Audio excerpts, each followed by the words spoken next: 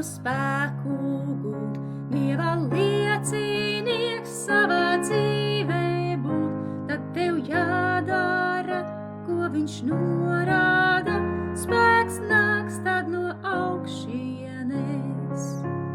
Ko Dievs sen ir solījis, tas tagad ir noticis.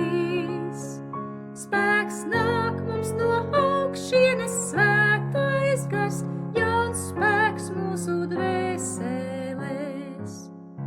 Ja tu apņēmies Kristum nodoties, draugs, tad pilnīgi viņam svētījies. Cīņā tikai tad gūsi uzvaru, kad nāks spēks no augšienes.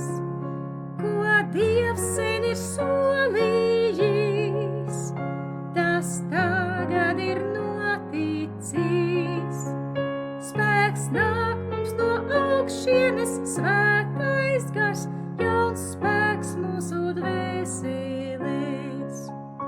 Gars mūs atjauno, stipro ticībā, vienmēr uztur mūs svētā dedzībā, un kad nogurstam cīņā grūtājā, tad spēks nāk no augšienes.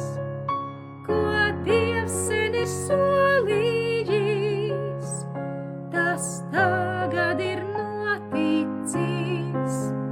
Spēks nāk mums no augšienes, svētais gars, jauns spēks mūsu dvēselēs.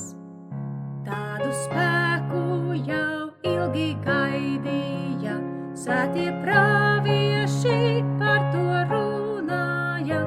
Atspirks tikai tad mūsu dvēseles, kad spēks nāks no augšienes.